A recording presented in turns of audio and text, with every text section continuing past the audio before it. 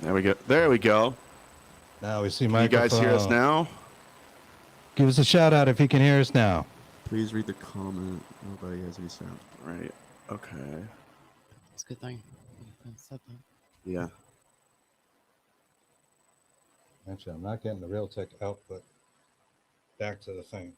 Okay. But I don't know. Can they hear us? No audio. No audio. We do all our experimental stuff. Yeah, right. We're probably going to get a lot of EVPs. We're Right. gonna hear something Every for sure. time. Okay.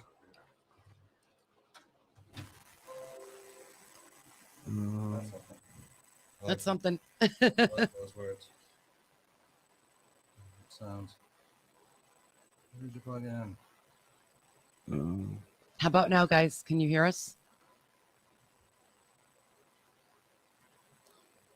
Huh.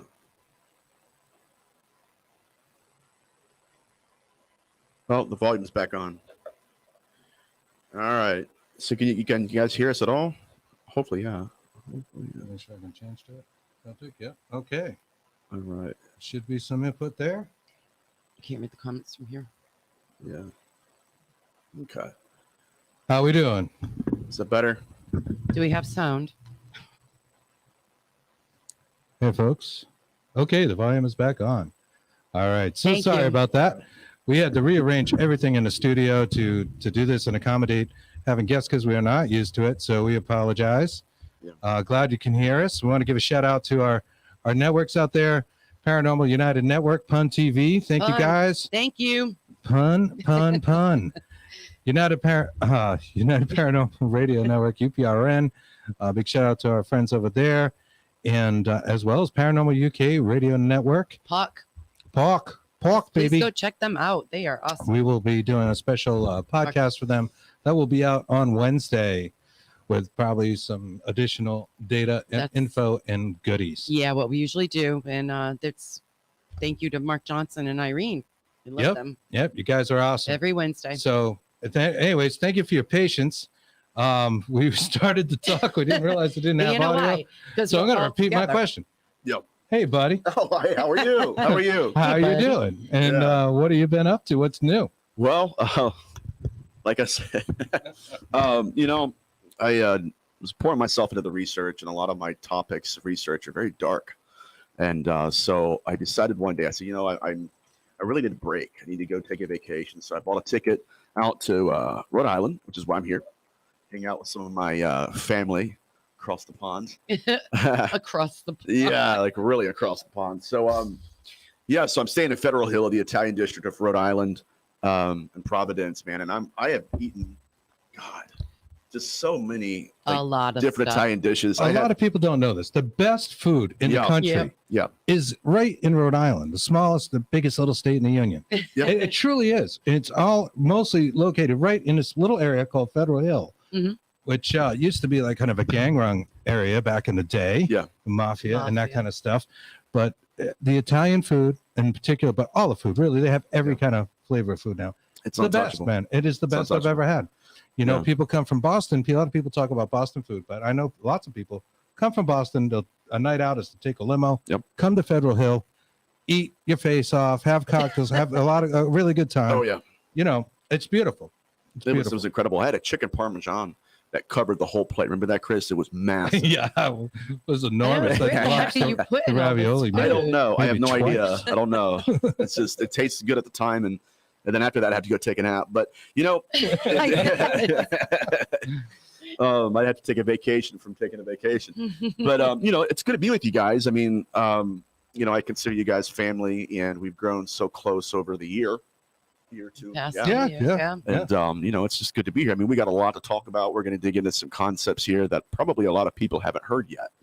And that's the most exciting part of it. We have the best conversations. We talk all the time about this stuff, and it's not always for public consumption because it's a little bit spooky. We're going to get into some stuff here, and you might go, but stay with us. Yeah, you're going to get it. So what have you been looking into, man? What do you God. I've just been looking at different behavioral patterns with respect to the UFO abduction phenomenon, how it plays its role in this field, and how it's not just that they're abducting bodies, but they're abducting souls. And any species that has the ability to peel consciousness out of a body, I think that's a threat. Yeah, absolutely. To pull it out. Absolutely. I have to laugh because it's either that or cry, but that's an absolute threat, you know. And one It's the thing, same thing. you know, there's a lot of people that say, okay, well, you know, these entities aren't a threat to us. I think first we have to define the word threat. You know, it's not like they're coming out and killing everything in sight. But if we were to place them in the context of China or Russia, and let's say one of those countries had the ability to kidnap a 10-year-old out of their bedroom at night with their parents asleep, that's a threat. That's definitely a threat. Yeah. And so what's happening now is we have a lot of people that are gaslighting the paranormal field by saying, you know, they're not a threat. And my point is, the reason we're not putting them in a prison and making them guilty of a threat is because we don't have handcuffs big enough for them to fit in, right? That's absolutely true, because we don't know how to contain them necessarily. Exactly. No. And there's more than one. We were talking about discussing that earlier.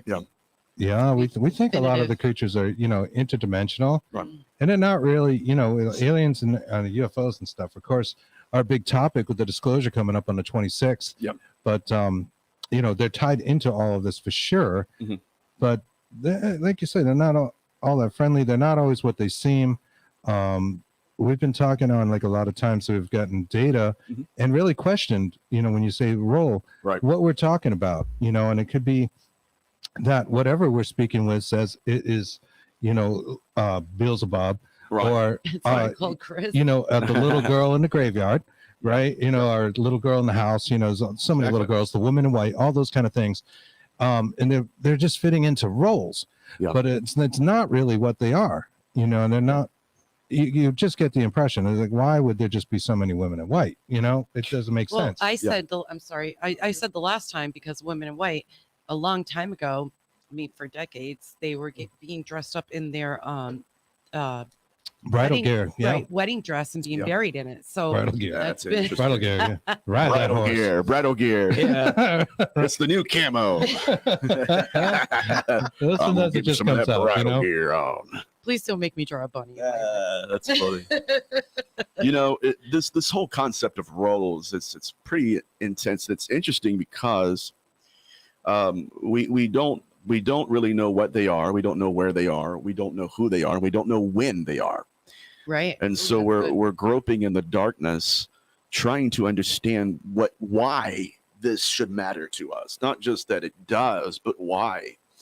And so we're getting into the idea of role playing. And the very first time I ever discovered that behavioral pattern was with my research with respect to the incubus, and how the incubus would manifest in the image of a lover or a husband, someone that the woman had physical intercourse with. Yeah, and a connection. Yes. And where it was almost increasing its possibility or the probability of intimacy with the woman if it appeared to her as someone she had already been intimate with prior. I had talked to a girl in India who she said that she's had the entity manifest in 8 different ways, same spirit, but it manifested 8 different ways in the images of every person she had been with in her life. And so in my research, I discovered that behavioral pattern. And demonologists in antiquity, they first thought that these entities were approaching women because they were erotic and they were seeking pleasure. But I don't think that's the case at all. I think it's the same behavioral pattern that connects the UFO abduction phenomenon. It's not just the act of intimacy, it's the inseminating aspect of it, where they will take seed and use that situation to inseminate them. And spread themselves out further. Yes, it's a way of self-replicating. Which you're talking about the abduction? No, I'm still talking about demonology. Isn't that incredible? We're talking about demons. And that's how close it is. We were going to talk about the abduction and how that plays a role. Oh yeah, we're going to dive in there here soon. We're in the middle. We got demons. I got this. You know, we're all nervous. We're having a good time, but we're just chilling, man. Of course, we're racing to put this all together. The concept of them playing a role is something that's paramount in the research. The idea is it's interesting because we don't know if they're playing a role we're giving them, or if they're playing a role they've given us to believe in.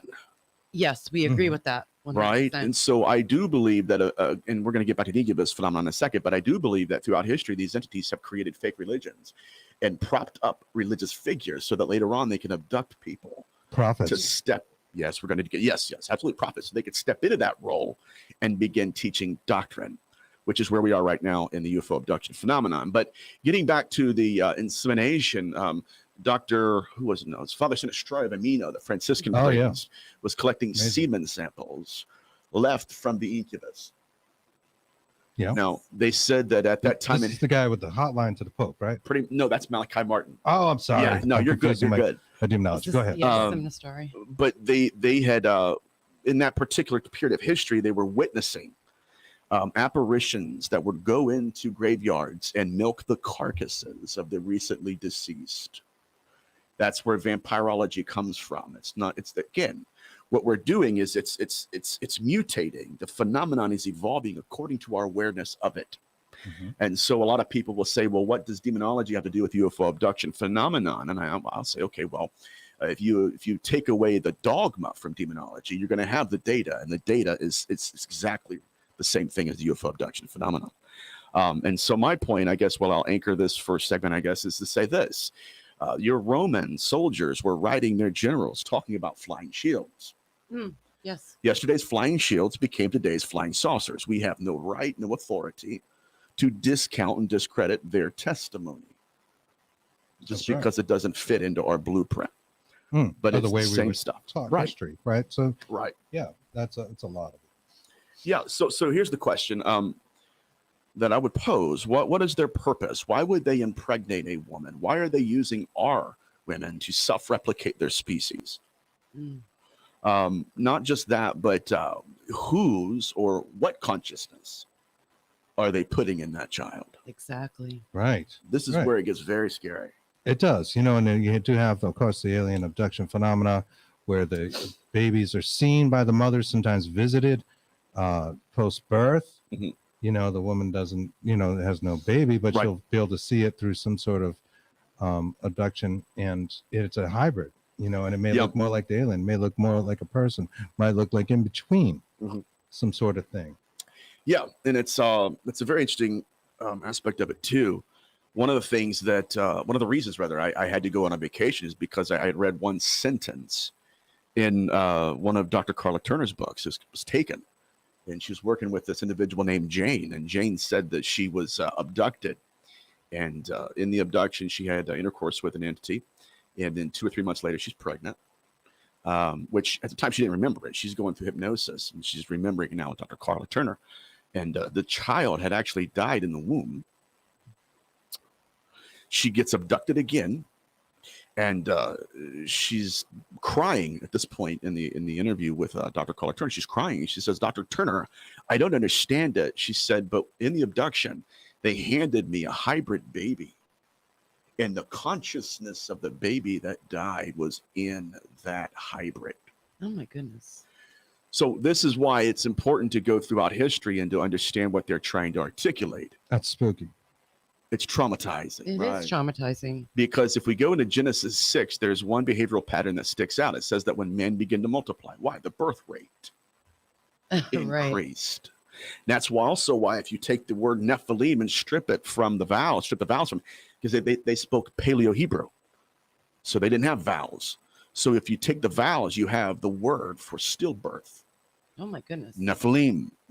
Wow. So that's crazy. This is the same concept, right? So your birth rate is increased. Why? Through the incubus and the abductions, and then the stillbirth is also increased. So the question is posed: Are they truly after creating children, babies, or are they after creating the consciousness that's in it? Oh, that's a good question. Good thought. Yeah. Why do they want to be part of this? That's heavy. It is heavy. It's trippy. Why they want to go there? But I do see a little bit of chat out here. I want to make a couple comments. Yep. They see a hi from Anchorage. Karen. Hey, Karen. How you doing? Hey, Karen. That's cool. Like to visit. Hello, Alaska. Tammy. Various network, folks. And I see Mark John, he said here, Jaycox says there's no such thing as abductions by aliens. That's a government opt. There is no 2021 because there are sticks sticking out of the ground over 5,000 years. They are, in fact, what you measure 2020 fancy, and fancy does not provide consciousness. Whoa. Can you explain to me the moment you gain consciousness? Then how do you know what you have? Well, we don't have a good explanation of consciousness. Mm-hmm. Yeah. You know, it's sort of like gravity. We know how to work it. Magnetism. You know, we know how to survive on this planet. Yep. But, you know, we don't know how gravity actually works. We just know how to manipulate it and the math equations that follow it. Same thing with electricity. All three of us are still trying to research this and figure it out. Hey, hey there, Alex in Arizona. Hi, Alex. So, we're just going through everything. Okay. New gene pool. Like that. Right on. Yeah, I appreciate the hellos. Yeah, no, I think consciousness. No, I mean, nobody has a good grip on exactly what it is. It's all, you know, it comes back to our five senses. What we interpret, what our perceptions are, is what our consciousness is. And I do think that they have a hard time getting through to it. And, you know, that it's not as easy. You know, some of them can step right in, some of them cannot. Right. You know? Roles. They have to use these roles to kind of get to us. And it creates obsessions, right? So, you know, what you just said, why you needed a vacation. We took a break from the paranormal. We've done this a couple of times because we would obsess on certain data that we had and collected. A child spirit named Toby, for one, and this evil AM bandit we talk about, where it started to, you know, appear in our house, and we started seeing things and things got really creepy around the household. There's no lie. It was crazy. And we had to just take it out, you know, and you can only banish so much is what I found. Yeah. Sometimes you just got to take your mind off things to get rid of it. Unplug. There's exactly energy, like you did. Right. It's that torsion energy you talk about. It's chicken farms. A subtle energy that exists. Dean Radin measured torsion energy in people in a way people's skin would contract and behave differently prior to being shown a traumatic picture. Yeah. That's brilliant. Yeah. Right. Yeah. Really Dean's cool. work is amazing. That's freaky. Just before they would see the picture, their consciousness was able to see into the future, and their skin would change. Their body would change. Their skin began to crawl. Their skin would crawl. That's right. There you go. But this is a real thing. It's been proven in parapsychology. Science has proven it. You know, we know what's coming up, what's going on. There's more there. There's a subtle energy field. Your mic. Speaking to your mic. Oops. Please. A subtle energy field. That happens. Yeah, you're exactly right. The skin, the idea of consciousness in the body. So we Chris and I were talking about this the other day. It seems to me that one of the ways that we could understand what they're doing in the UFO abduction phenomenon is to understand what the funerary rites were in antiquity, in Mesopotamia. You know, we have Phoenician manuscripts where it's literally like that's what they're doing. They're performing roles and rituals during these abductions. As a matter of fact, if you go back to Dr. Carla Turner, one of her experiencers, has said that she was abducted, was in a ship, and she saw sarcophagi. Really? Yeah, to us, that'd be a coffin. Like, imagine you're abducted and all you see is coffin. So I do believe that these entities either gave us our funerary rites, taught us how to self-mummify if you're Egyptian, and I think that's maybe what they're doing right now. It's a more evolved form of it. But if we're getting back to the idea of the soul and consciousness, how do I know I'm conscious? Because I'm asking what consciousness is. Right. That's how I know. If I wasn't conscious, I wouldn't be able to ask what consciousness is. Exactly. So getting back to the idea of the soul, well, if you go back to their fascination with it, I think that we would be more, it would be more for us to understand that they have a belief about it in antiquity. The soul was an air-like quality. It was an air-like substance. It had a constitution. It was translucent. And they had a ritual. This is called the Atrahasis Epic, which is, talked to Chris about this earlier. But they believed that the soul of the man or a woman, the constitution of it, was made from the flesh of a god. And so, in a sense, it's not just that they're creating hybrids. He's getting back to the physical question.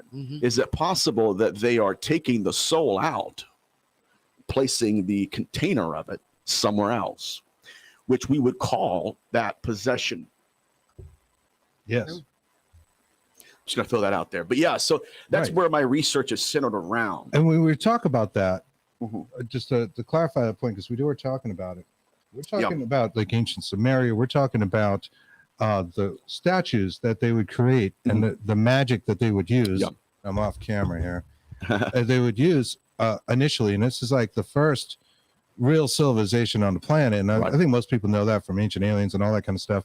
But they don't show you all the time is how they ran their religions, their religious systems, and again, their magic, their sorcery, Yep. was to create these little statues.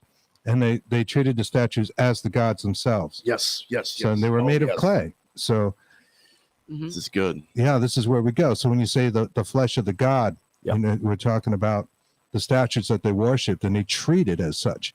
People literally worship these things. Yep. They were kept in high places and they were revered by the populations of the day. There was all sorts of rituals that surrounded this stuff that would show up in paganism and Yes. different things later. That's the Katamu inscription. 2008, the University of Chicago sent a group of archaeologists to Turkey on an expedition, and this Good is place. yes, yeah, Turkey. It's a nice place, beautiful. So during the expedition, they unearthed what's called the Katamu inscription. They unearthed his sarcophagus, and this is the very first time in history. This is the oldest manuscript we have in history that mentions Nefesh, which is the Hebrew soul, in which even before that it was used by Mesopotamians too. It's the very first inscription ever that we know of that describes what we're talking about right now. But Katamu actually wrote it. It was in Aramaic, and he said that my soul is in the stele. My soul is in the stele. And so if we look at the afterlife beliefs and funerary rituals of antiquity, we see that they were trying to merge, or they believed they could merge consciousness with metal. This is going to get really good. Oh, Really good. All right. So moving further, it wasn't just that the consciousness was involved. Like, it wasn't just the consciousness was tethered to a monument or a statue. They would actually perform necromantic rituals. One was called the Teraphim. Teraphim is when you would go to a graveyard, dig up somebody who was recently deceased, take them into your house, and they would carve the name of a spirit. This is where your implants come from. They would carve the name of an unclean spirit on a small piece of metal and implant it underneath the tongue. come on. Yes. And the consciousness of that disincarnate spirit would then possess the body and begin to communicate. And this leads me into my point that created a unified field or stream of consciousness. Wow. Okay. And I do Collective consciousness. yes, Right. yes, it had access, it had a home. Mm-hmm. And I do believe that's why you have 65% of abductees who say when we stepped foot on the ship, it was alive. Mm-hmm. I believe that's how they've been manipulating things. And I believe that they have merged their consciousness with metal. And I'll stop. But yeah, it's That's amazing. It's amazing. And getting to that collective consciousness thing. Yeah. A very interesting fact is all the binary yes, no computers we have Yep. around the world, that it collectively will change based on world events, Mm-hmm. showing that it's a real thing, that it exists, it's outside of us. Mhm. And while we're not directly trying to influence them, which is with quantum physics, Mhm. they change anyways. Yes. So it takes on a persona of itself. Yes, it does. And it can move different ways. So if you can influence that, then you can influence the world. In the National Institute of what was it? The American Institute of Psychological Research, I think it was. Anyways, they had a paper on that. And it was the paper on apparitions and how to interpret them and understand them. And what they had discovered was that there were people that would die, and they would arrive in the same clothing they had died in. And so the question was, were these apparitions the byproduct of the person witnessing them? Right? Is it my imagination that's Mhm. but it wasn't, because their manifestation was outside of the context of what that person knew. That person didn't know that individual died in what it died in. That's what these entities are not doing that. You see, Mm-hmm. Mhm. these entities are fitting into the roles that we're giving them. And they're stepping into words that they're speaking. Mm-hmm. There's one great Hasidic rabbi said that God speaks a word and steps into it. Forget the God part. Let's talk about philosophy here for a moment. They're creating a role for us, and then they're stepping into it. And so what's quite interesting is when they are doing these abductions, they will appear to us in religious manners. There's one abduction account with Dr. Carla Turner where Jesus showed up, but it wasn't the Hebrew Jewish Jesus of biblical antiquity. It was the Swedish Presbyterian version of Jesus. Oh my goodness. Completely ahistorical. But in her mind, the abductee envisioned Jesus to look like that. So we have a species that will manifest to us according to what we would prefer them. Right. Key point being it was pulled from their mind. Yes. Right. Yes.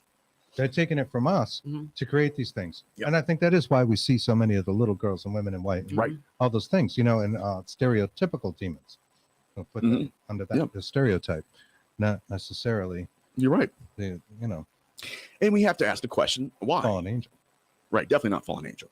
Malachim in Hebrew, we'll hit this on we'll get rid of this real quick and then move on. But yeah, Malachim is a borrowed loan word that the Hebrews took from another religion, the Mesopotamian religions. And Malachim, before it meant angel, it meant deceased ancestor of ghosts. That's why in the New Testament, when Peter's family thought he had died, they saw the apparition, what they thought was Peter's angel coming and knocking on the door. Why? They thought it was his ghost. Right. So we got to get rid of this fallen angel concept. It's just dogma. Anyways, but getting back to this role thing, there wasn't the real Jesus. It was the Presbyterian version, or something that wasn't real. It wasn't historical. The question is, are they stepping into roles that we're giving them, or are they creating roles for themselves to test what we're willing to believe? They're not appearing to us in something that we don't believe in, right? They're not going to Jews and appearing as Muhammad. They're not going to Christians appearing as Buddha. So the question then would be, are they spoon feeding us truths?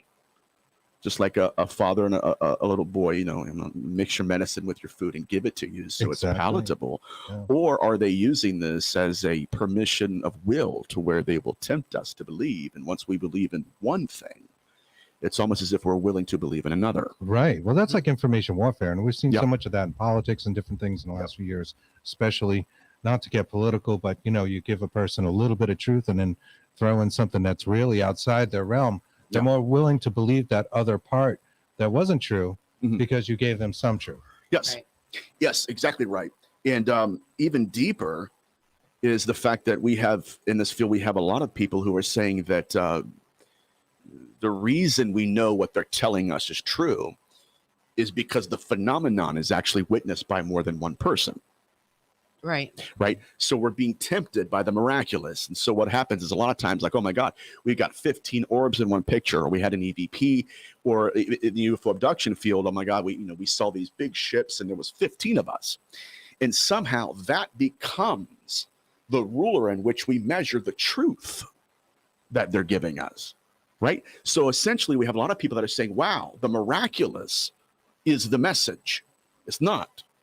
The miracle is not the message. The miracle is, Grant Cameron calls it the wow factor.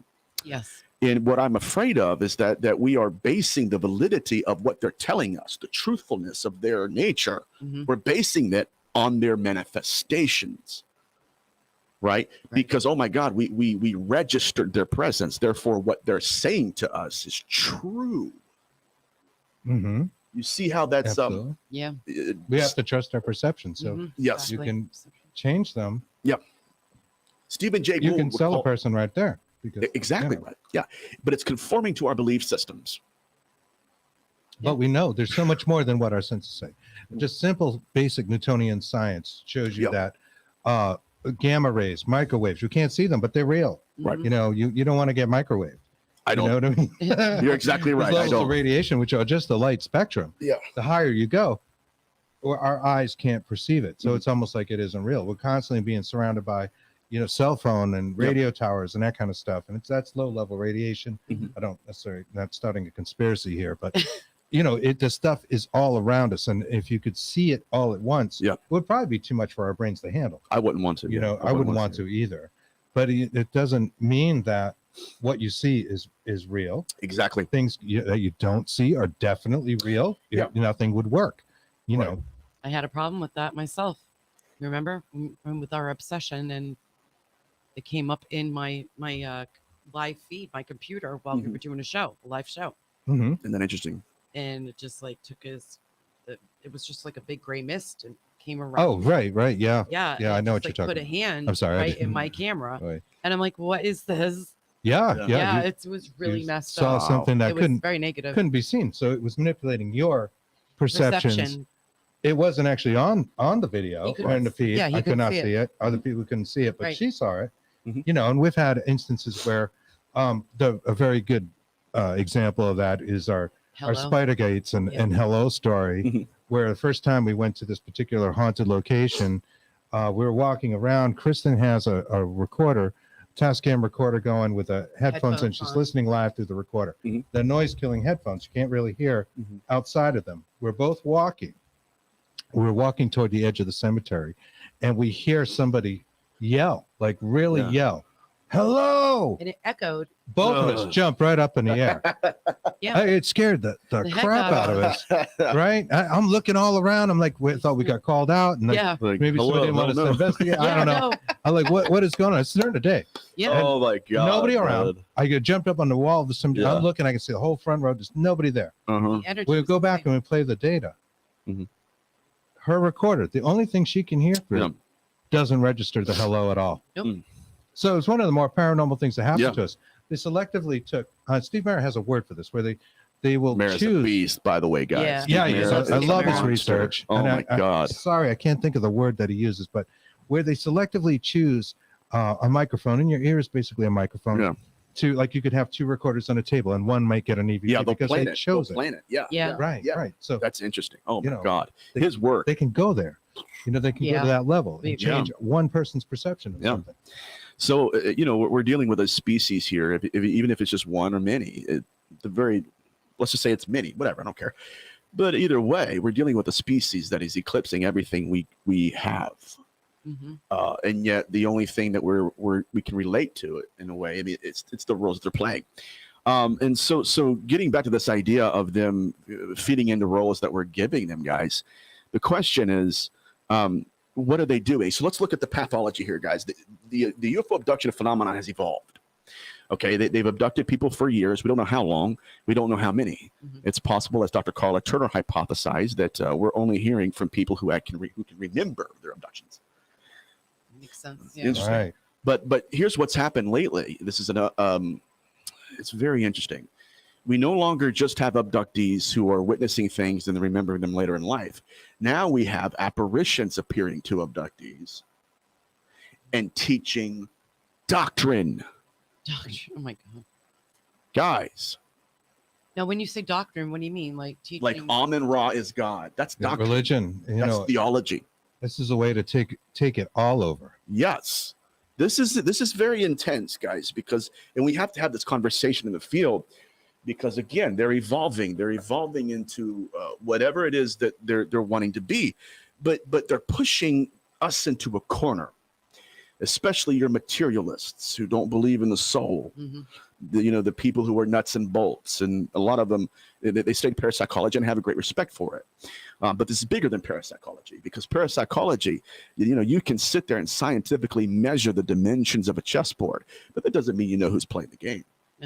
Exactly. Yeah. It doesn't even tell me how to play the game or the rules of the game. And so that's why it's so difficult when we're dealing with materialists. But what they're doing with the materialists is that they're pushing them to make the argument that it's no longer about nuts and bolts crafts. It's no longer about just abductions. Now they're teaching doctrine.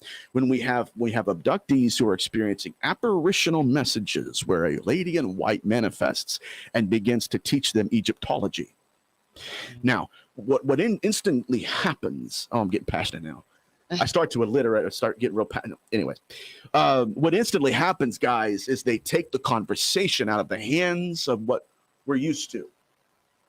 And now you got to sit down and start reading ancient theology, because that's what they're referring to. Wow. And so it's beyond just the abductions. It's beyond the apparitions. It's beyond the miraculous.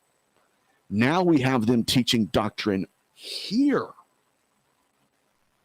That's bizarre.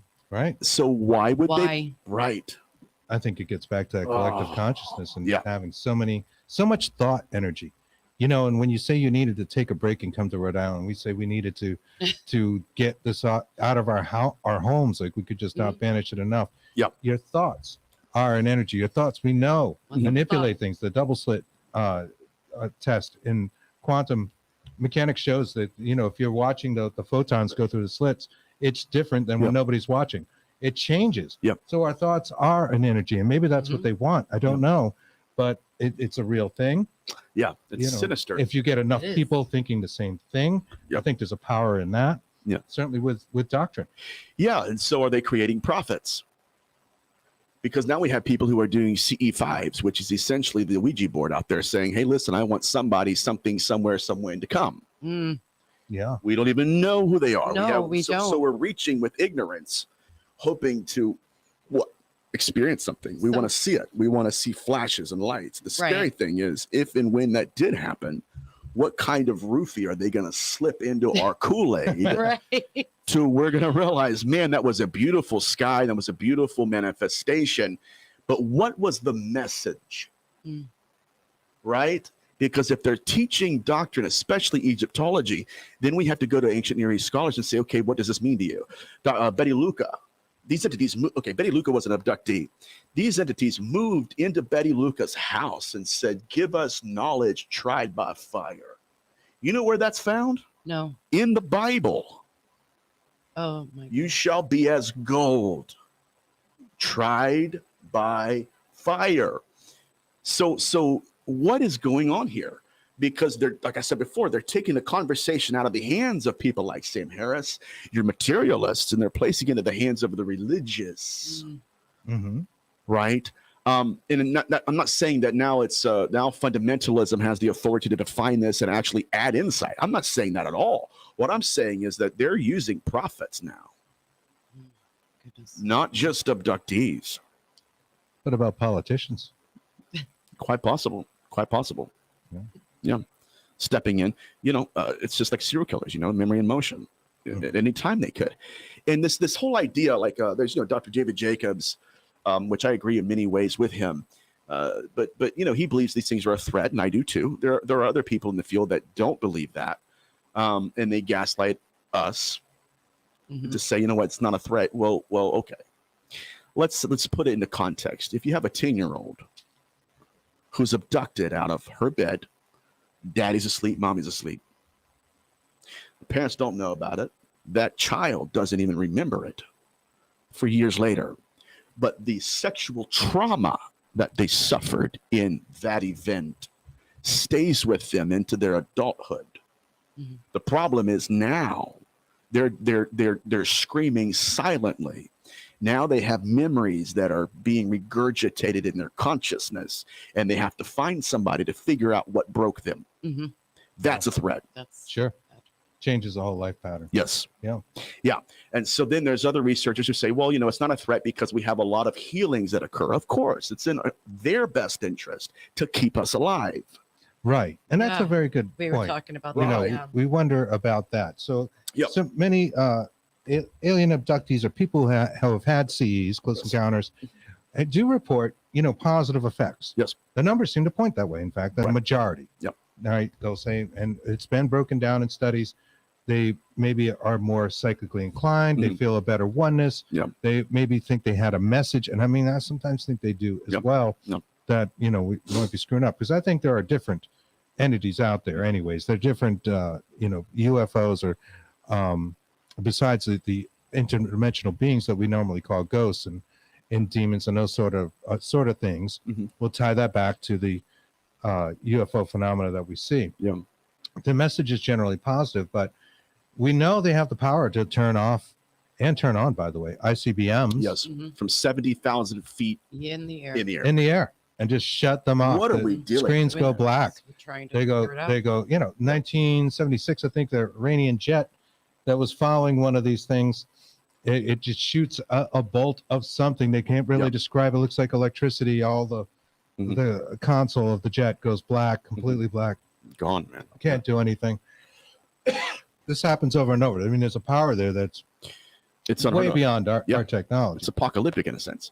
Now, did you hear the story that David Fravor told on the Joe Rogan podcast? I did not. Okay. Oh God. And I enjoyed that podcast, but I didn't see that one. Oh my God. Seen that one. Yeah. Okay. So, Fravor was the guy with Tic Tac UFO and everything. So,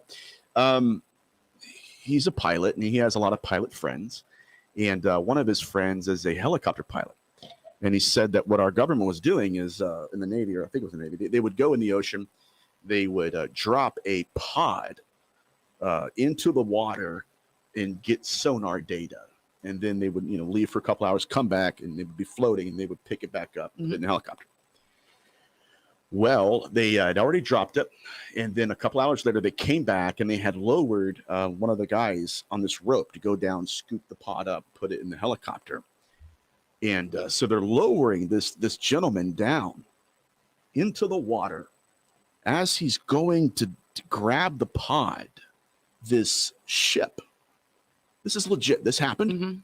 This is not like, what is it?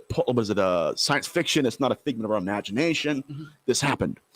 He said that suddenly this big silver disc started flying through the water, and it goes to the top, and it starts sucking water down.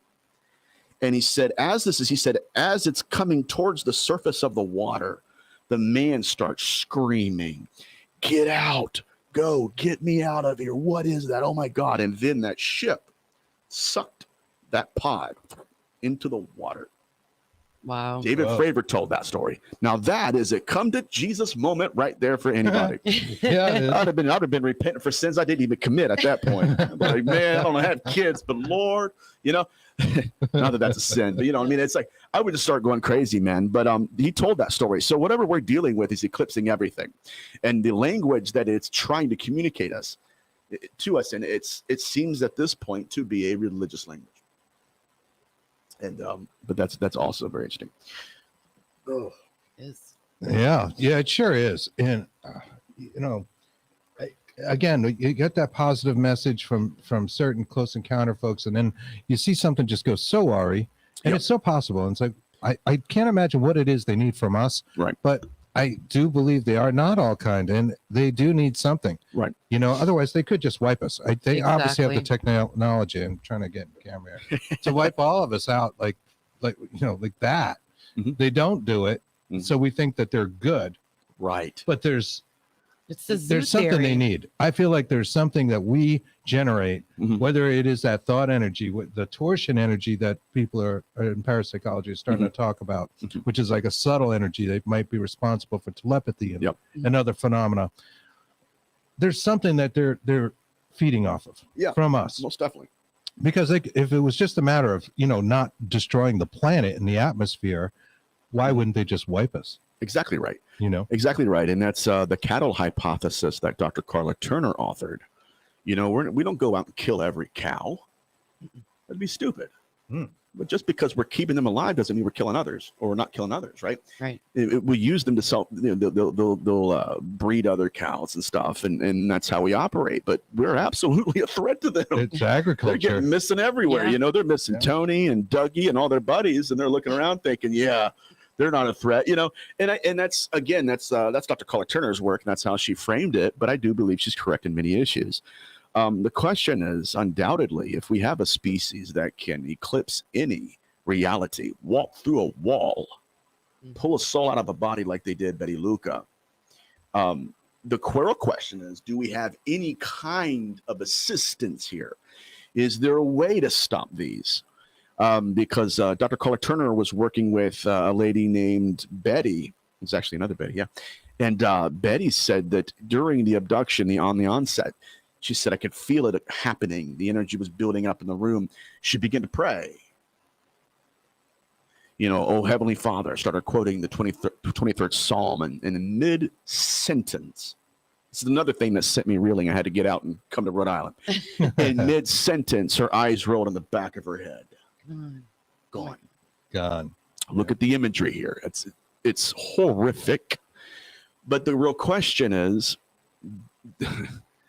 why didn't God save her? I'm telling you, they're pushing. It's not just the materialists that they're pushing around. They're pushing the entire religious system into the corner of questioning who's going to save us if and when they did decide to do something. That's really interesting. It kind of gets back to that cattle thing, and it reminds me of zoo theory, which is something you talk about often. Or ants or something, We're like their, zoo. We need a certain amount Right. to think a They certain watch way, us and do a certain thing. Whatever we think about, I think creates that, like we were saying with the obsessions, and why you're here and why we would take breaks. That's the food, that's fodder. I know it brings it closer to consciousness. We know from our own experience, the things became more real, and like we couldn't really escape them. We no longer had to go to haunted locations and things of that nature. Although your house is a little bit haunted all the time, for sure.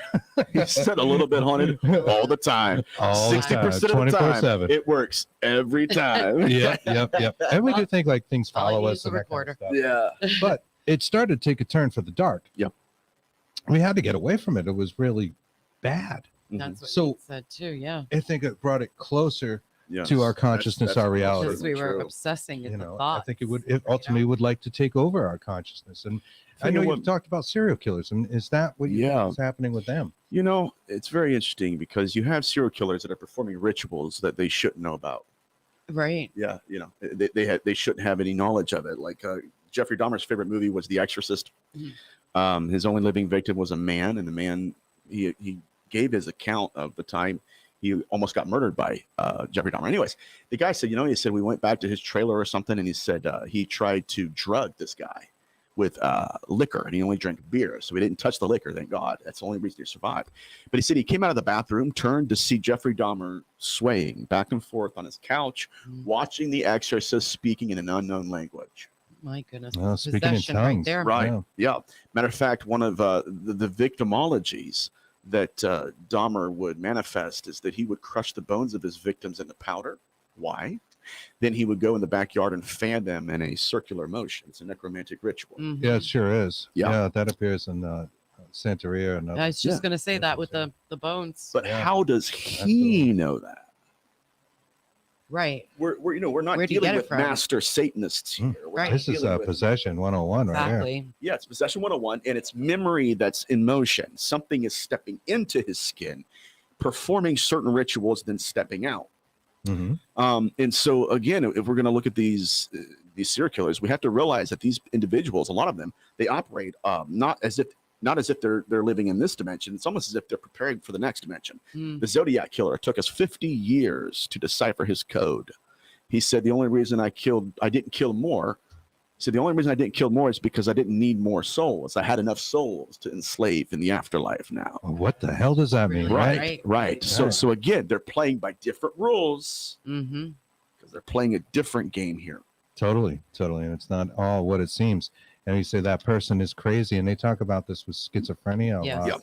That there are some kind of mild possessions going on, and there's other consciousnesses breaking through into our taking over. Oh God, yeah. Oh, your God. own. That's Marzinski's work right there. You ever heard Jerry Marzinski's work? I've heard of it. Oh man, Marzinski. For those who haven't, you have, right? I think you said you have.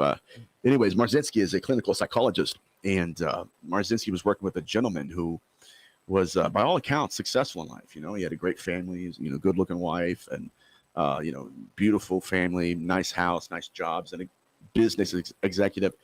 But whenever he would do cocaine, voices would start filling his mind, and so he would just he would relapse and he would get cleaned up, and he'd relapse, get cleaned up, and finally Marzinski's like, "Listen, man," he's like, "Can you just sit down with me and kind of go over some things with me? Tell me what's going on with you."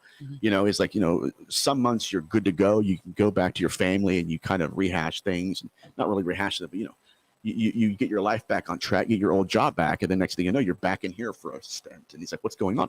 He said, "It's a pattern that I can't get out of."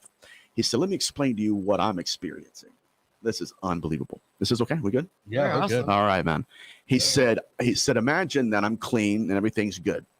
He's like, I have my job back, my family's good, and I'm making money again. My credit score's back up and running. He said, and then one night I'm sleeping, and a voice comes to me and says, "I want you to get in your car and start driving." He says, "So this is what I do." He said, "I'll get in my car and start driving. The voice will tell me, turn left of the light." Oh, come on. And then I turn left of the light, and then I'm driving. And he's like, next thing I know, I'm in a cornfield at 3 a.m, and the voice tells me, "Bend down and pick up that black duffel bag." And he bends down and picks up the black duffel bag, and there's a kilo of cocaine in there. Wow. So these entities are It's like the movie The Entity. Yeah. There we go. We got to talk about that too. Yeah. Doris Bith. Well, there we go. Yeah. Bither. They're present with but absent from us. Oh, yeah. Yeah. And that's the biggest paradox. So it's almost like automatic writing, you know? Yeah. I think a lot of the abduction phenomena also happens when people are just like, they're driving, they're in like autopilot mode, they might be riding a bike, that kind of thing. Certainly a good deal of it happens when they're laying in bed and they're just, you know, chilling out, or they're just woken up in a half dream state. It's almost like we're more susceptible to it. But Doris Bither, a great example of that. Sure. Yeah, Bither. They based the movie The Entity on, and Dr. Barry Taft investigated at the time. Yeah, it was a very, I mean, he has his career in cases is just incredible. You know, you have the haunting in California, the San Pedro haunting, where one of his guys, Jeff Wheatcraft, got hung by the spirit.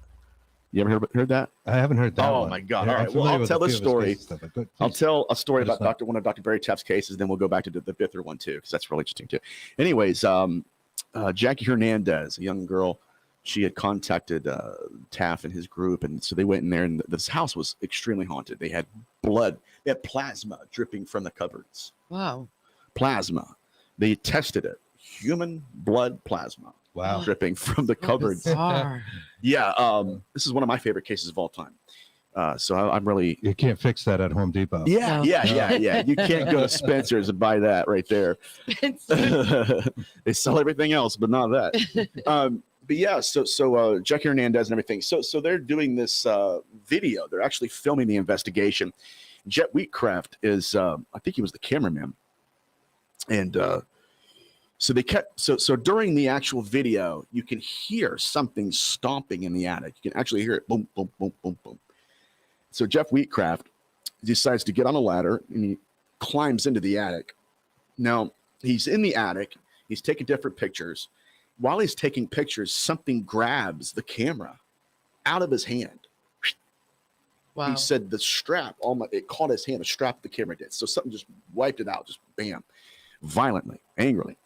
And he said, so once he finally found the camera, the entity had separated the camera from the lens and placed them on the opposite ends of the attic.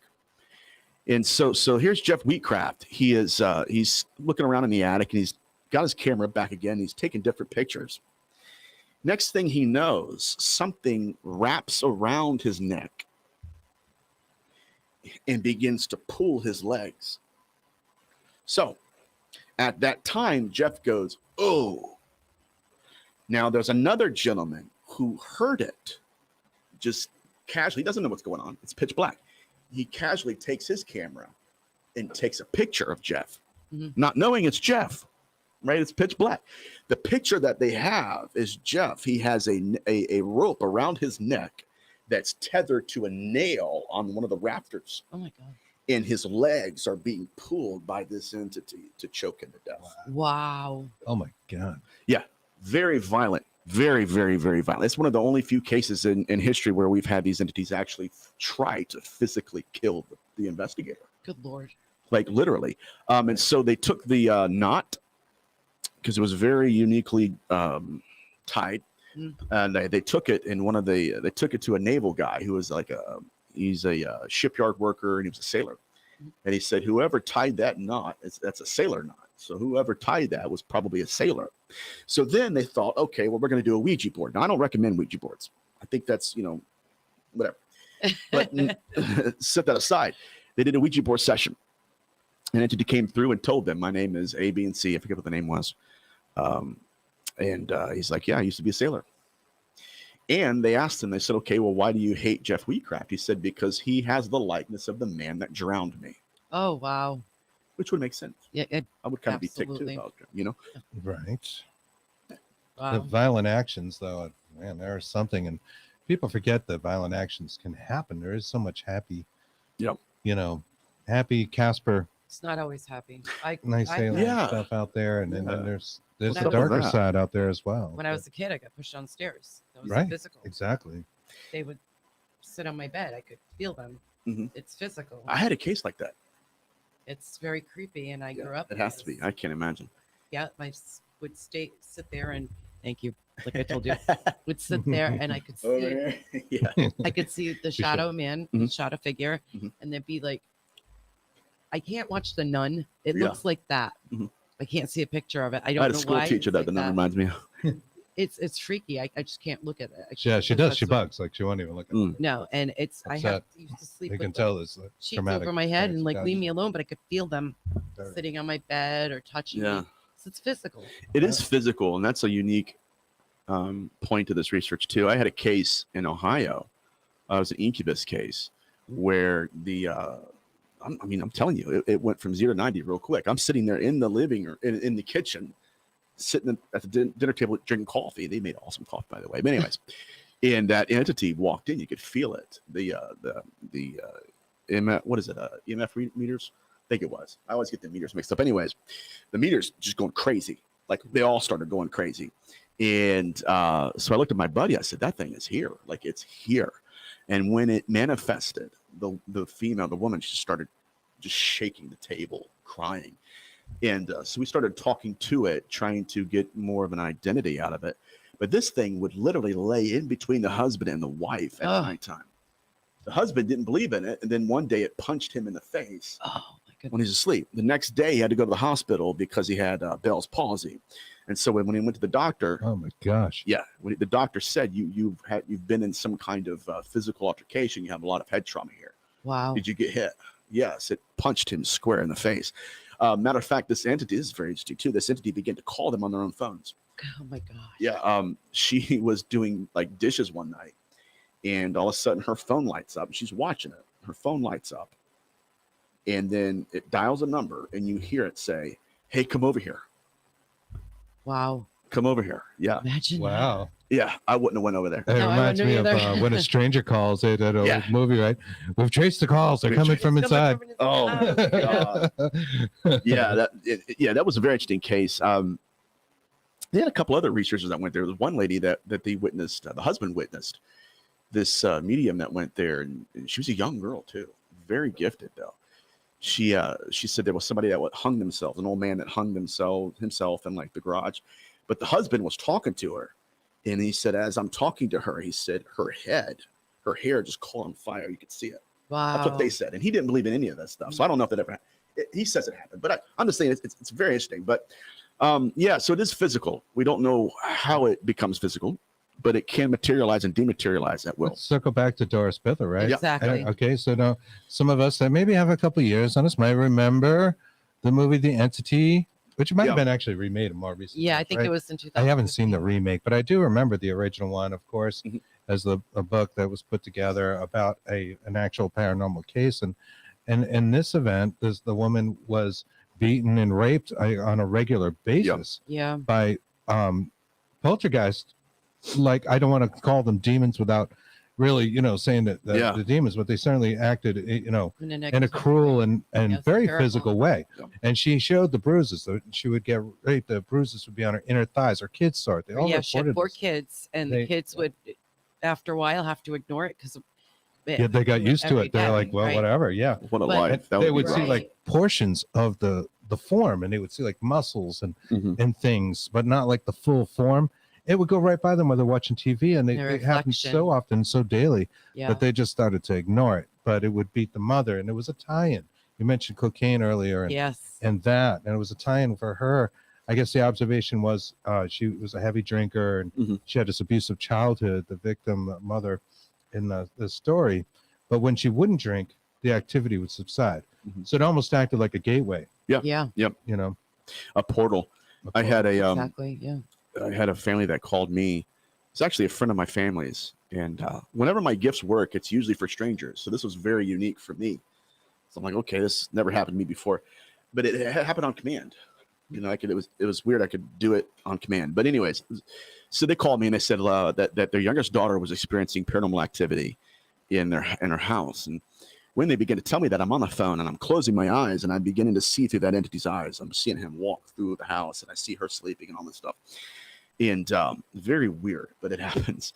And I said, okay. And then to my left, I could see this apparition appeared. His name was Dan. He had a mustache and he smoked.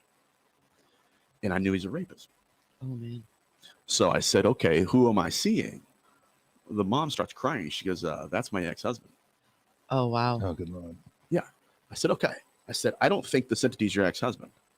I said, but what I feel that I should get out of this message is that this entity is a rapist. I said, matter of fact, this is hand to God.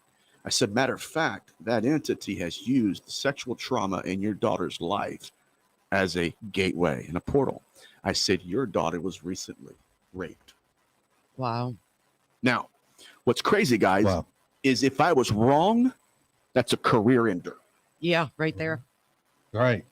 Right. Okay. Exactly. Exactly. Not the kind of thing you want to get wrong. Exactly right. Exactly right. Yeah. So I told the father, which was her stepfather, I said, listen, I see a chair. It's a red chair next to a fireplace. I've never seen their house. I don't know where they live, but I said, I said, there's a couch across from that. And I said, you're this daughter that we're talking about. She's going to sit on that couch. Your wife's going to sit next to her and she's going to confess to you. Not that she sinned or she needs to confess. No, she's going to tell you exactly what had happened and her trauma. And I said, and when that trauma is healed and you guys, your relationship will be strengthened, that entity will no longer have the authority that it has been, operating on. 2 weeks later, I get a phone call. Spot on. Wow. Wow. Look at you. Oh my God. It blew my mind, but what that tells us is that especially the incubi spirits, they will use trauma, unhealed trauma, and obviously substance abuse to manipulate and to manifest. And it's like lubricating the consciousness, right? It's easier. It's like oil. It's an easier way for them to step into our lives and control us. Now, they do have a sadomasochist mentality.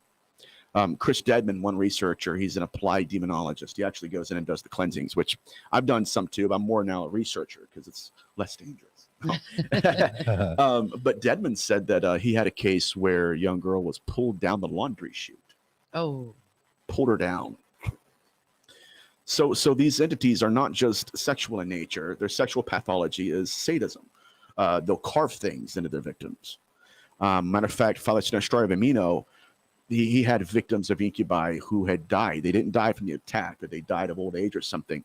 And he had a group of doctors that would do physical examinations on the body.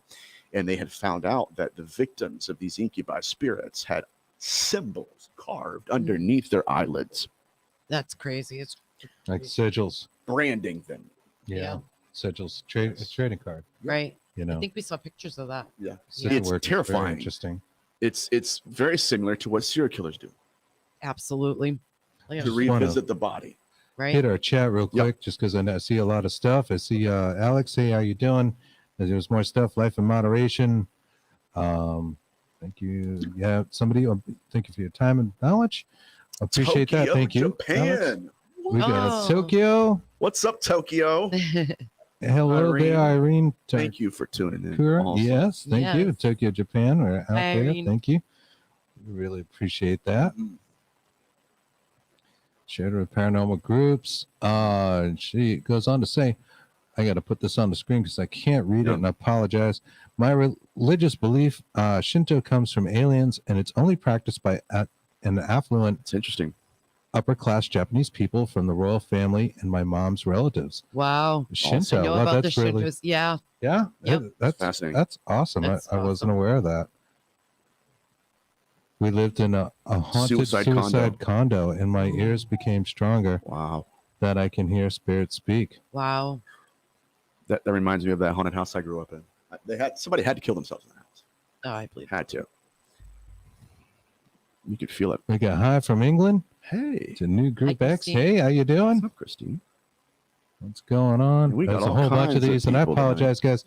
It's a different setup. We kind of did some hurry, and I'm having trouble reading the chat, so bear with me. First time for in-house. I love Exactly. Definitely. Exactly. Well, there's a question: when you find a portal, what does it sound like? From Relic That's Chris. good. Frequency. Frequency, yeah. I feel portals. I don't really hear them. I know other people do. If you feel them, then there's a frequency, the vibration. Mm-hmm. It's a different sense. Yes. Yeah. I was just explaining that with Chris last night about the senses and stuff, because he's been working on that, and he thinks the same thing with the vibration. Yeah. Right. It's like when we talk about race, and Anne-Marie Young says hi. Hi, Anne-Marie. Hey. We love you. Thank you for there we go. tuning in. We appreciate it. Let me see if I can fix this and we'll be good. Okay, there we go. All right, yeah. Yep. Where are we going? I'm sorry. Raise your consciousness, right? So everybody loves this term, raise your consciousness, raise your vibration. Yes. I'm sorry, that's the one. That's the charm. And I don't want to offend anybody when I say this, but I think you have to be careful with the actual vibration idea because the science, you could turn yourself into like a block of wood or something, or cement. A matter all vibrates at a different thing. But right. I certainly, I think there's some good sides to that. Yeah, raise your vibration. I'm doing that right now. Yeah, we all turn into statues or something, right? Yeah, ancient rock. And again, that goes back to a lot of these abduction accounts. What is their true purpose? Well, you can have 15 abduction accounts, and none of them sound alike at all. Different messages, different manifestations, different apparitions. Sure. It's very interesting. But one behavioral pattern that is irrefutable is the fact that they are enchanted with babies. They're impregnating women and pulling the babies out. They're impregnating women, the baby dies, and they'll take the consciousness out.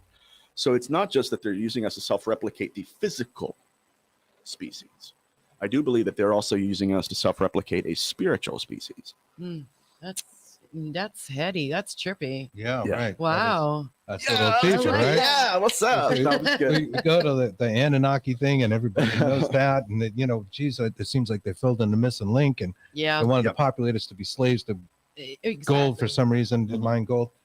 But there does seem to be this missing link, right? So it almost kind of explains it. And then you take that first civilization. Yeah, okay, let me try that again. With you with technical difficulties. Real civilization there. Please stand by. Yes. Has this occurrence? They have this sorcery that we talked about with the clay statues, and they're gods and the flesh of God.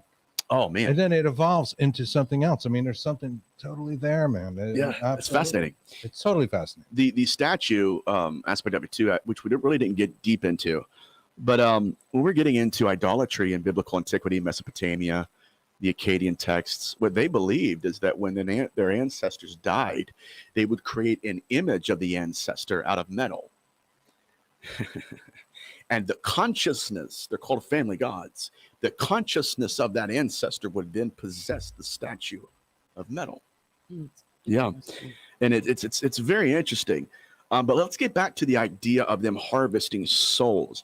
Ezekiel 13, and I want to preface what I'm about to say with this. There's a lot of people that aren't religious, and they well, Nathan, I love your research, but I don't want you to quote the Bible. I'd rather you stick to ancient manuscripts of Mesopotamia. When you're quoting the Bible, you're quoting Mesopotamian manuscripts. Exactly. That's where they got all this stuff from.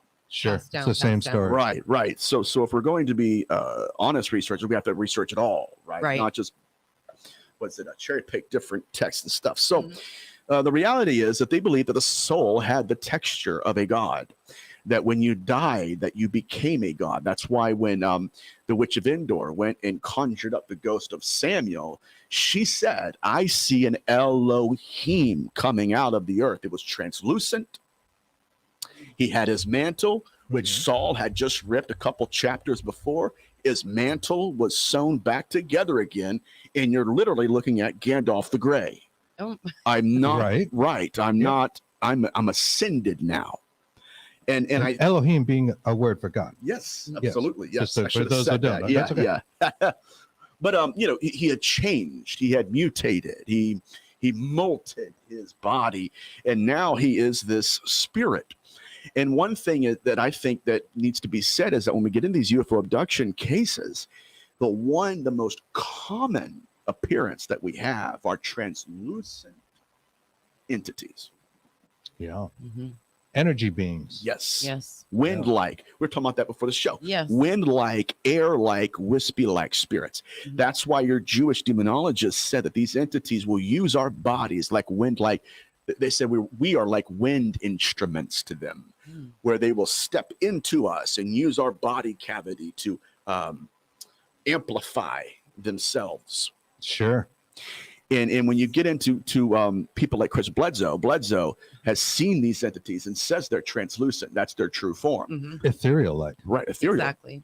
And so if we're going to compare these same things, I mean, speaking of the paranormal, demonology, and the UFO abduction phenomenon, even Paulino, which is just, a hop and skip away from us right now. Paulino, when he went into the Bridgeport poltergeist case, he saw translucent beings walk out of a room. Yeah, one pushed him, and it was physical. Oh, man. And he pushed it back, and it was physical. Yeah, and he felt it. Yeah. He had a bird-like skeletal structure. But these translucent spirits have been witnessed throughout all history. And our ancestors believed these entities were ghosts. That's how they framed the UFO abduction phenomenon to them. These were deceased ghosts, entities that were using us to self-replicate their species. Wow. It's a crazy thought, but it would make sense. Right. Yeah, I think there is just a wealth of interdimensional beings out there. Mm-hmm. When you talk about fairies and things like Tai-Pai-Wonkas, which we like to talk about, Puckwudgies, and that's local lore. When you first said that to me a year ago, I said, "What is a Puckwudgie?" And I don't want one. You did. They're cute. No, I've had a wedgie before. I don't want a Puckwudgie. It's like a wedgie on steroids, man. I remember you like. I got a Puckwudgie. Couldn't walk for a week. Oh my God. You're right. Holding up high. Puckwudgie. He's going in the Puckwudgies. Just leave him alone. Don't get over it. But certainly we have fairy lore around the world. Mm-hmm. Will-o-wisps. We talked about will-o-wisps before. Mm-hmm. All this stuff. It's different interdimensional beings. Mm-hmm. I think they're always here. I personally think the aliens are here. I mean, I don't think it's nuts and bolts and they're coming from up here. Exactly. They're here already. Yeah. They've been here all along. So you got to figure our galaxy. Well, if you want to go on with that, with the galaxy part, our galaxy. If you put a rubber sheet, if you put it out and you put a ball in the middle of the rubber sheet, it's Einstein's theory, and it actually bends curves, space and time. Yeah, exactly. That's right. Time, and that's where you get the exactly, interdimensional, the frequencies, and they're able to do that. Yeah, so I don't think time matters, Right. Yeah, we've talked about it's that. It's like a portal, a wormhole, or any, something like that. Think about time in a dream or in an astral projection in particular. Night, we're doing this hemisync experiment. Doing hemisync, It's a really cool, but when you're in astral projecting, there's no sense of time. Everything is just what you will. It's all about your intent. Everything is intent. If you intend to go somewhere, you want to see Paris, you want to fly over the Eiffel Tower, this and have that experience. You simply will it, and you're there, and it happens. There's no time, right? I imagine it is the same for spirits, for entities on the other side. This idea of time, I think, is very much a human perception. Yeah, it should. Yeah, I believe that. Which you mentioned time and astral projecting. Another aspect of my research that we haven't yet touched, which it's intense, okay, but it unites both astral projecting and the UFO abduction phenomenon. So, for those who don't know, I work with an individual whose father was a renowned remote viewer, and his father would literally lay on his bed. He would leave his body, and he would go into the ship and meet these guides of his.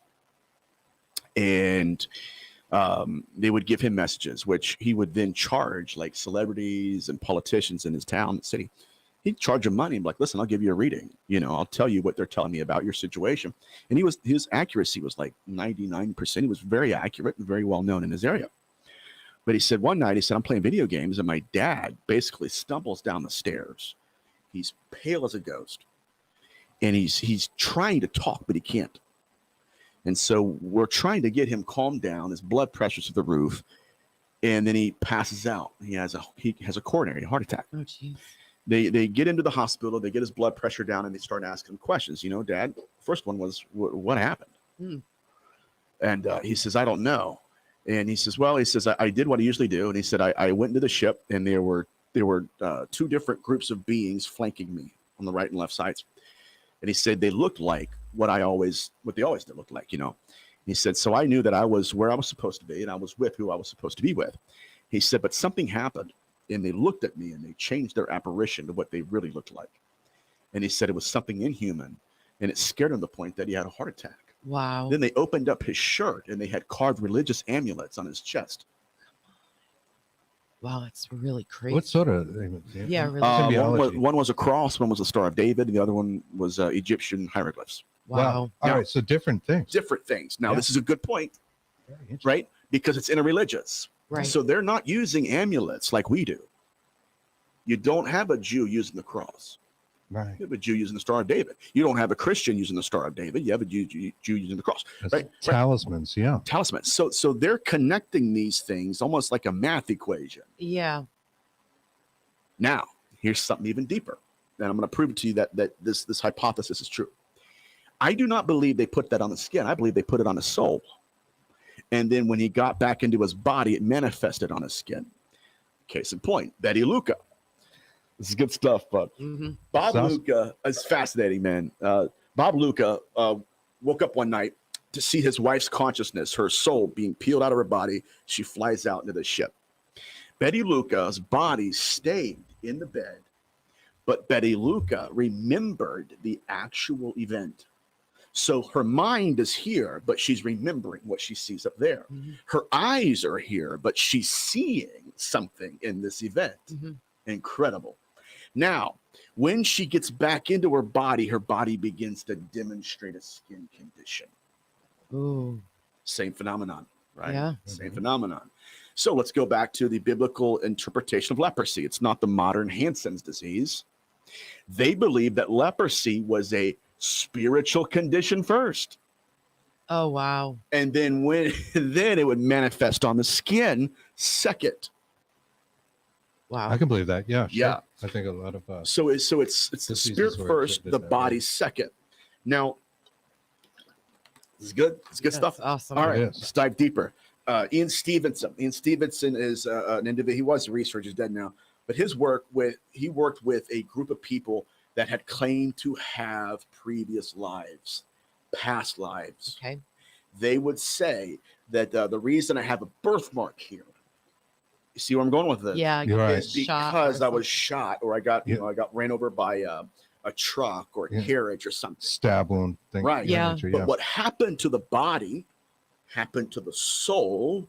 And then when the body died, it manifested in a new body and it manifested on its skin. Oh, there you go. Right. That's right. So soul first, body second. And I think that we need to be looking at these scoop marks in a different way. That's why I keep saying that we're dealing with a soul that has a constitution to it. So if they're carving It's in, interesting. it is It's really interesting. They're carving in like the Star of David and a different religions. What does that mean? What do you think the message of that is? We don't know. Why were they connecting those three? Right. It's not a others. formula, right? It's not a singularity. Like, okay, right. If you have like a demonologist, a Catholic demonologist would go in and they would use the Catholic rite. And thank God any demon that was Catholic too would be afraid of it. No, but that's not how they're working. Could it have been like the genetic history of that person? It could be. Ooh, could have been their spiritual history. In Northern Africa. Right. Yeah. Yep. Very good. Very good point. Very good point. Now, traditionally, the amulets are used, defensive measures and offensive measures. But if you put that in the context of the demonology, I mean, that's, we would go into a house and that's how you would cleanse it. You hold a cross, do your little ritual, holy water, all that stuff. So what are they doing though? I don't know. I'm thinking about branding cattle here. That's right. what, like exactly the brand there. So this is what you were. Right. Oh. Just like Father Sinistrari. Disregard this, Because they're known to revisit their crime scenes. Oh, Yes. To brand them, to brand the victim. Yeah, exactly. Yeah, right. They want to leave their mark. They want to take objects too. Yeah, exactly right. It's the harvesting and then implanting. So the idea is not just the branding aspect of it, but watch this, guys. They're not branding us for other people. We don't care. Right? It's underneath their eyelids. The person that was branded didn't even know they had it. Right. Mm-hmm. So they're not branding us for us so that we would know that they branded other people. No, they're branding us so that other versions of themselves, of their species, will see it and know that belongs to me. And that exactly. So it's possible possession extends itself after death, where you're being marked. And again, like I say, that they're not just marking the body for the purpose of branding, but to revisit the crime scene. In the 17th century, we have a Dubuque case. This is going to be very dark. Is this good? I bet they're killing me in the comments. Sorry. So in the 17th century, there was a father who brought his son to an apple orchard. I don't even know if this is okay to talk about, but sure it is. All right. We talk about everything on here. Okay. So this is one of the darker stories. Okay, so he brings his son to an apple orchard. His son is picking this apple off a tree, and something starts happening to him physically. Okay. It wasn't just physical abuse; it was the other thing. Okay. Sexual abuse? Yes. Okay. I didn't know if I could say sexual abuse. Okay. Yeah. We've said it. And it happens. It happens, and he's experiencing this. He doesn't know what he's experiencing. He freaks out. Tells his dad. The next day, the young boy was possessed by the spirit that took him to that. Yes. Oh my goodness. Yes. So this is in Safdi. It's a province in Israel. This is a part of the Dibuk or Dybbuk phenomenon, guys. I'm sorry to tell you, but it's not about wine boxes. Or a box. Yeah.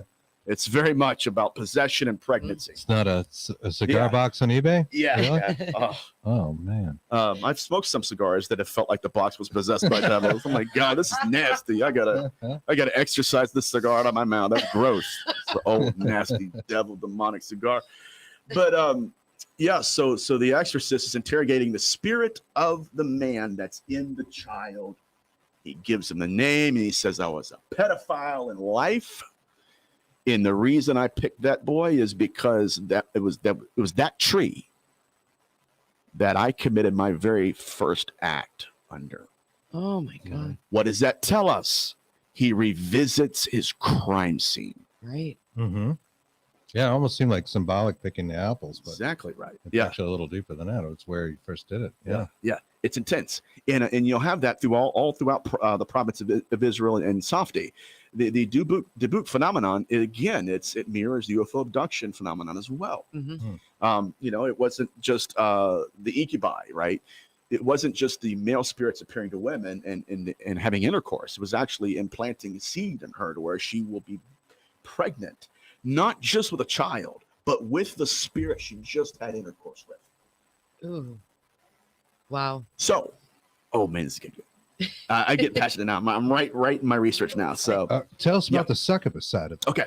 So now, historically, we have two different spirits that try to have intercourse with humanity. Number one, it's the incubus, which is every time it's a spirit in the male form that grooms, and I say that loosely. That's not a very good term, but whatever. No, that's what we have. That's right. Would groom the female into intercourse. That's the incubus. Now the backside of that is the succubus, which is the female spirit that will appear to men for the purposes of harvesting their seed. Now we don't know if it's the same species that just changes its form, or if these are actual gender specific entities. We don't know. But when you're dealing with the incubus, it's okay. Well, how about this? The succubus extracts the seed that the incubus is implanting. There you go. That's the UFO abduction phenomenon. Yeah.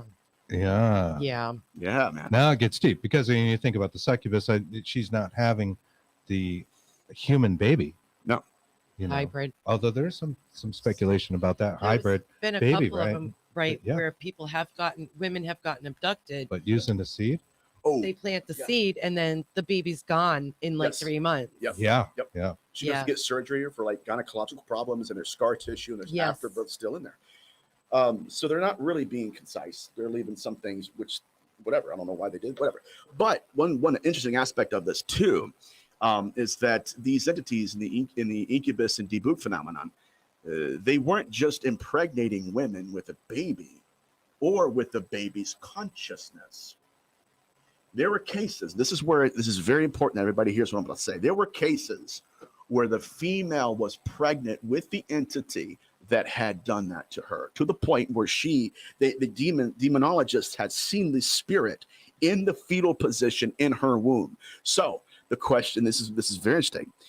It wasn't just them conceiving a child. They were rebirthing the consciousness of the entity they had intercourse with. Now that's insane. Yeah, that's really insane. Yeah. Yeah. Yes. Say goodbye to the brain cells. Right. My brain hurts. Oh, this is yeah. One lady was raped by her own husband, who had died, Her name was the widow of Demona, and she was pregnant with his consciousness when she went to get deliverance. So what do we have? We have them being interested, not just with the fetal aspect of it, where we're going to give a newborn baby, and then that's the hybridization that David Jacobs speaks of. But that is purely materialistic, that's purely genetic, and it's centered around the physicality of the child. That's not where it's happening. I believe they're merging consciousness here. Right. They're not invading us like Independence Day. No. You can look them right in the eye. No, they're not coming across like a super soldier. Right. They'll They're, eat dinner with you. Yeah. Right. But the enemy is within. Yes, sir. Sure. Quote a Rush song. Present with Rush. and absent from. Don't forget Rush. Oh God, I heard a Rush song today. Yeah. Did you really? I think it was Red Barchetta. Oh, Oh, I love love that song. Yeah. Sorry, guys. It's okay. Yeah. Sorry. I had to squirrel on that. Yeah, we always gotta give them a high five, man. I love Rush. So, but the impregnating of consciousness here.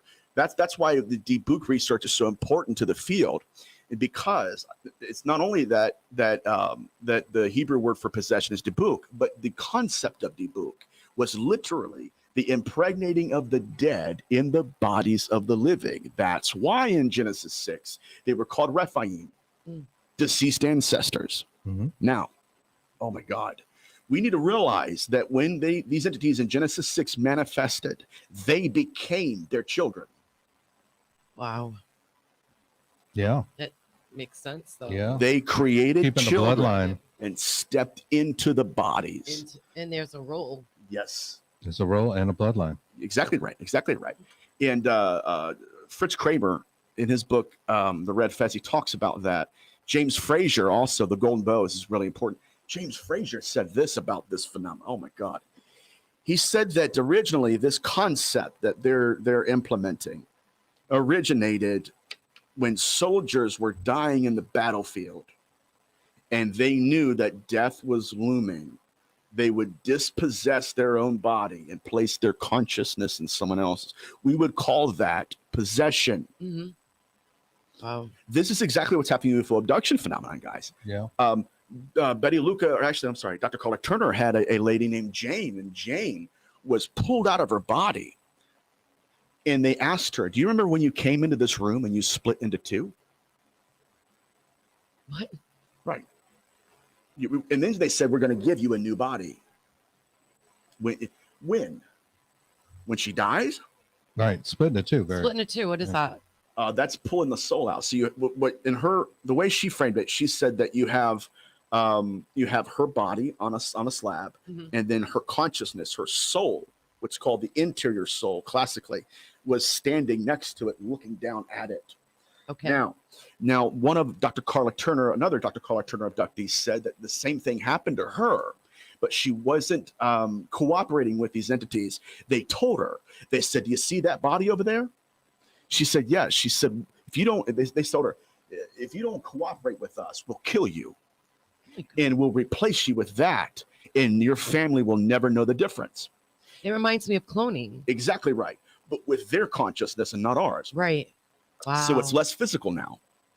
Wow. I got to take you back to the bloodlines comment, because that was something I hadn't really thought of. And often people talk, and it's no secret that the wealth of the world is really held within a number of families. Now, I'm not going to go on a conspiracy theory about which families these are, but they, even in this country, they'll tell you very quickly that something like 98% of the wealth is controlled by 3% or 1% of the populace. Bloodline. So it often comes up in that conspiracy theory stuff when we talk about the Bilderbergers and such. Yep. Are we talking about something like that? Yeah. Bilderbergers. Bilderbergs or Bilderbergers? Bilderbergs. Oh my gosh. Yeah. I think I'm getting hungry.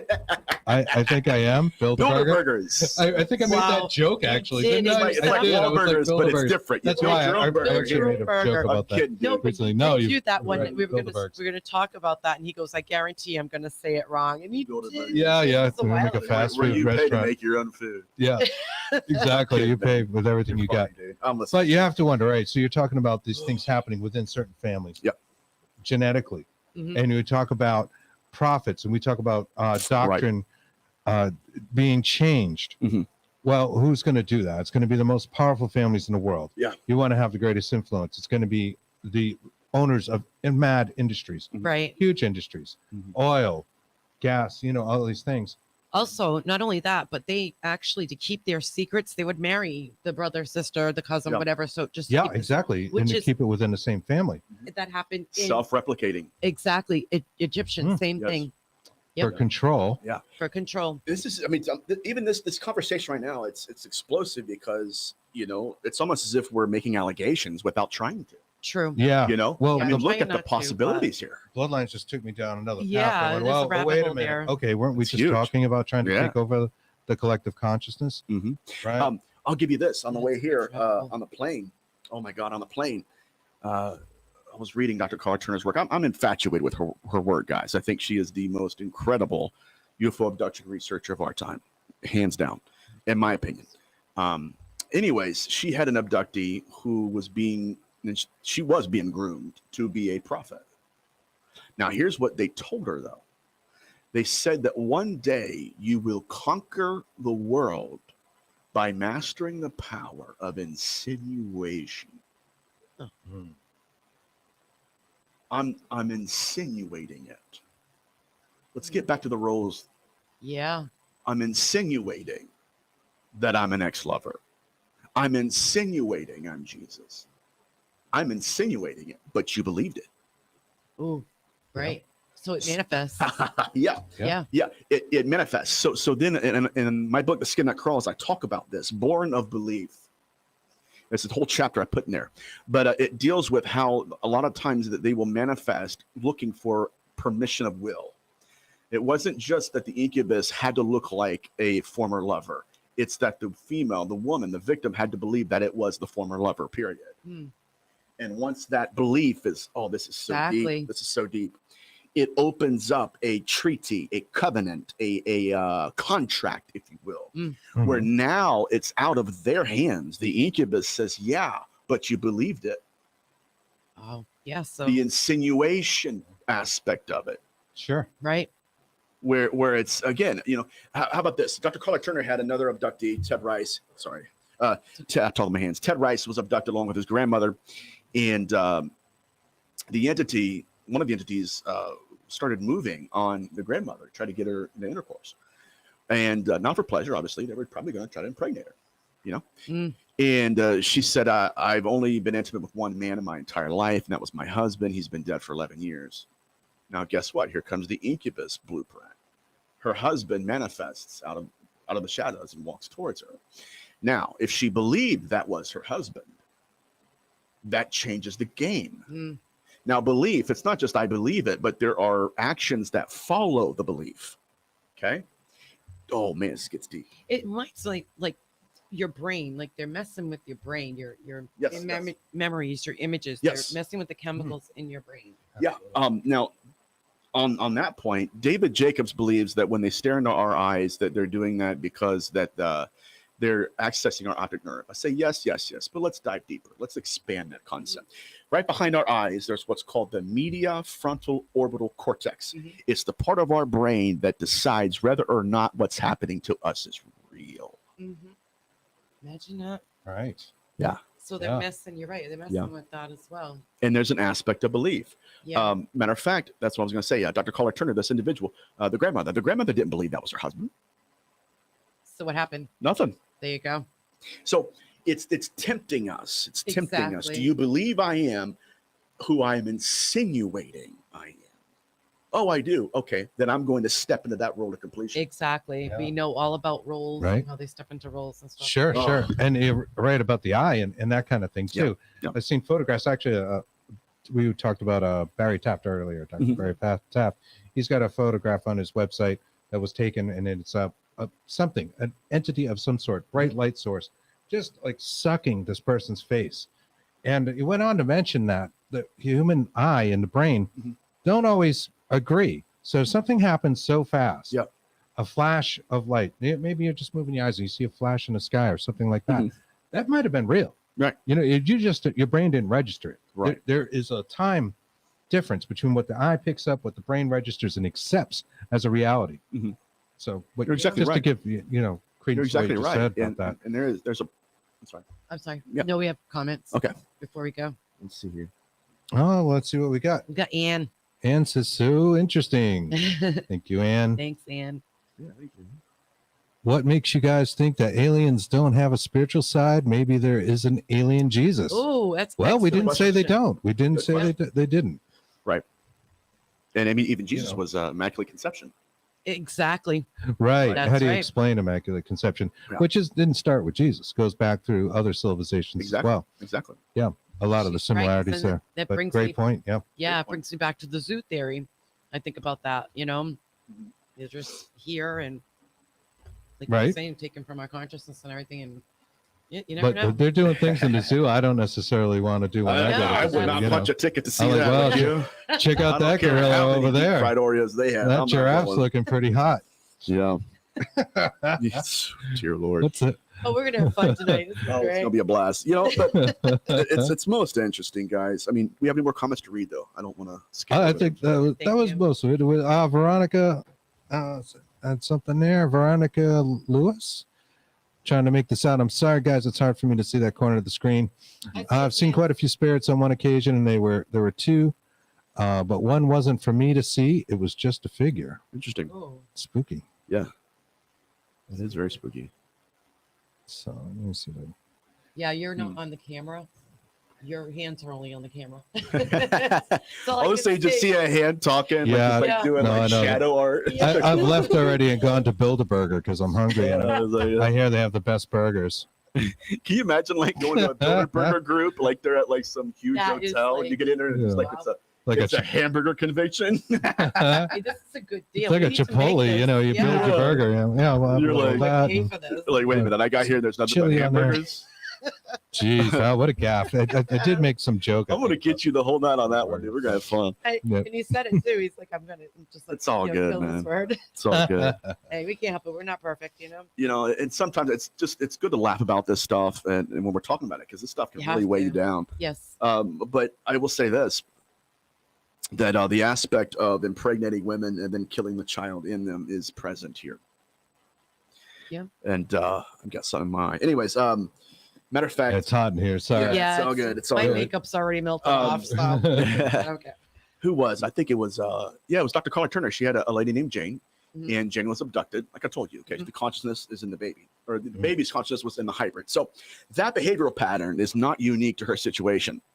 I've had more than one woman reach out to me who has said that either through abduction or a haunting, that an entity has come to her and said, "Every child you have will be mine."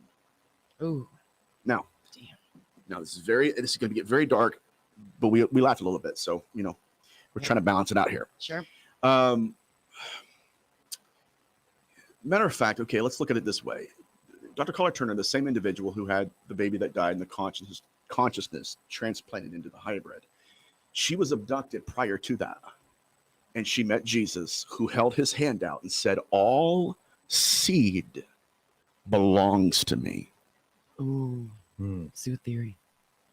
All seed. So sure. this is, Right. It's a zookeeper right there. Zookeeper mentality. yeah. Now, that is, it's almost a scripture. Yahweh says, "All souls are mine." Hmm. The soul of the Son and the soul of the Father. So who wrote that? Exactly. Exactly. That's what you say. We're going into doctrine, it's Yeah. battling doctrines. Dude, Yeah. right. Exactly Right. right. Now, if we're going to go to that angle, we need to realize that Yahweh is a God killer. Well, So if they're going to be teaching doctrine, then we're stepping into ancient Mesopotamia, and we're okay. Then what's really going on here? Yeah. I mean, if you're wanting to call somebody out and say Amun Ra's God, which the white lady did to an abductee recently, famous one. If you're going to say Amun Ra's God, then it's almost now that we have a war of gods here. yeah. Yeah. Yeah. We, And who's to say talk we about don't that. or haven't through all our civilizations? Look at Exactly Spanish right. Inquisition. Inquisition. Jeez, I cannot talk today. Well, you're good. Build a burger. Inquisition. Got it. Gotta practice this. But look at more people have obviously died in war over gods. Yeah. Yeah. Than Over anything. religions and Yep. Or over Yeah. religions. that's Why? That's why when I was talking about Huge. you were talking Yeah. about the symbol and carved in like that. I'm sorry, Chris. That's I right. thought about I went light, I went, nice, and was like, well, if you're carving in symbols and of all the religions, maybe we should be one. Everybody should be one, Very good point. Very good point. It's peaceful, please, but it seems more sinister than that. It's very sinister. Let me get back to the microphone. It's very sinister, and what's really interesting to me too is that it's almost like they're sorcerers. If they're using and employing amulets, right, then there's something going on here, and I think that they are operating in some kind of magic state. Matter of fact, Steve Merritt told me one time that he was working with the British Parliament. The Parliament told him, like, they called it WFM, weird blankety magic. Oh, I've heard that. Yeah, weird FM magic. Yeah. So if we're going to do, if we're going to deal with entities like that, what memory are they accessing? Right. Because we employ amulets in this dimension to pull from that dimension. If they're in that dimension and they're employing amulets, what dimension are they pulling from? Because they're employing, to use it, symbolism. Symbolism is a simplification of language. Right. What's the language? It's branding. We're getting right back to the branding. Yeah. You see how quickly we move on that? Exactly. Sigils, amulets, talismans, whatever you want to call that. Through every major religion, through all sorts of pathwork of magics. Yeah. The icon. The idea of conjuration of demonics, demonic beings. You use the sigil as a, step one, day one sorcery. Yep. There. Yeah. So that's why, okay, if we're going to go down that rabbit hole, that's why. No, I mean, it's a fascinating stuff. But the Nephilim, they were a species of necromancers. In Genesis 6 and that whole narrative, these entities had their own language. They were called Zamzumim. That was the Ammonite word that is basically what they called these entities. But the reason they called them Zamzumim is not because there was a concrete title. The word Zamzumim was the only word in their vocabulary that sounded like the language these entities spoke to each other in. A buzzing, chirping frequency. And I do believe we have heard them before, but we did not know we were hearing them. Oh man, that's frequency. There's a lot of frequency everywhere. Like Chris was saying, thoughts emit a little bit of frequency. Absolutely, there's an energy and power there. They change our reality. You do actually manifest the things you want in life. You do. It's just the secret, if you will. There's a lot of truth in that, and it pervades. Somebody mentioned there, you believe magic is ability. Yes. Your intents and all that do change the outcome. We know this scientifically now. We're still understanding it, even though it's been around about 40 years, I think, quantum theory. But it's right there. Obviously, your thoughts change the reality. It's been proven. Oh, yeah. And if you can change someone's thoughts, you can change that reality. Yes. Heschel. To wrap it back around to our demons. Yeah. What are they? One of my favorite authors of all time. My favorite author of all time is Abraham Joshua Heschel. He's a Jewish rabbi. But anyways, he said thoughts are things. He said words are worlds. Ooh. I love Heschel. Oh, that's awesome. You read Heschel, like he'll make you cry. I mean, he was so incredible. Oh my God. But what are demons? And the only way I could define them is that they're consciousness, disincarnate consciousness. At least that species, that strain of evil is. Yeah. I think we're all dealing with a lot of different interdimensional beings. We're running out of time.